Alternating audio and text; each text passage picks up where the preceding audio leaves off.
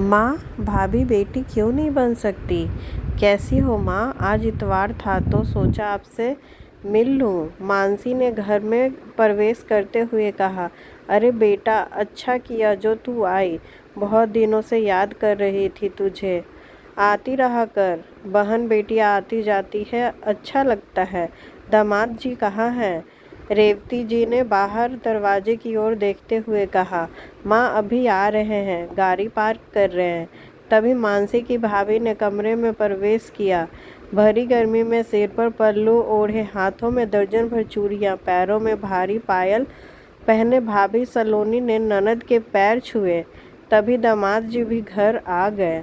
सलोनी जल्दी से उनके पैर छूने के लिए झुकी, सिर का पल्लू उतर गया। देखते ही सास जोर से चिल्लाई, शर्म नहीं आती? नंदोई के सामने सिर खुला करके जरा भी तमीज नहीं है बहुओं को, कैसे रहा जाता है ससुराल में? सलोनी ने जल्दी से पल्लू संभाला और चुपचाप अंदर चली गई। पूरे कमरे में सन्नाटा छा गया। अपनी माँ का ये बर्ताव देखकर मानसी बहुत गुस्सा हुई। ये क्या माँ, आप अभी भी वही पुरानी सोच लेकर बैठी हो? मुझे देखो, मैं भी तो ससुराल से सूट पहनकर आई हूँ, और हाँ, मेरे ससुराल में मैं जीन्स भी पहनती हूँ, कोई कुछ नहीं कहता। और फिर आप भी तो मेरे लिए सिर्फ जीन्स ही खरीद कर लाती थी और बड़ी खुश होती थी मुझे मॉडर्न कपड़ों में देखकर। फिर भाभी के साथ ऐसा व्यवहार क्यों? अरे चुप कर लड़की, तू इस घर की बेटी है और वो बहू को थोड़ी तो लाज शर्म होनी चाहिए। इतनी भी मॉडर्न नहीं हुए हम कि संस्कारों को भूल जाए। मानसी की माँ ने अपनी बहू सलोनी की ओर घूरते हुए कहा।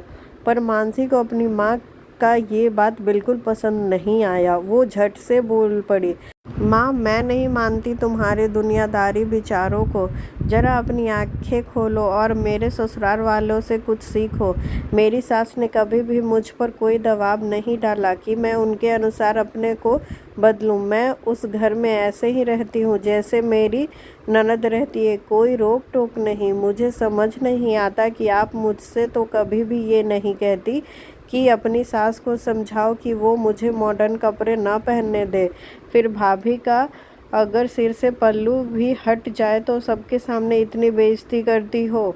आखिर ये दोहरी सोच क्यों माँ?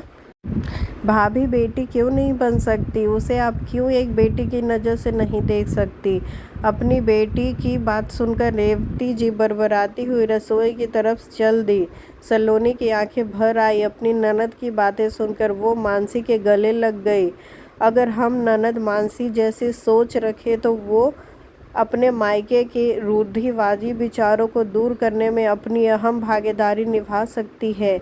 अपने मायके में चल रही गलत प्रथा के खिलाफ बेटियों को ज़रूर आवाज़ उठानी चाहिए, क्योंकि उनकी कोशिश किसी बेटी को न्याय दिला सकता है।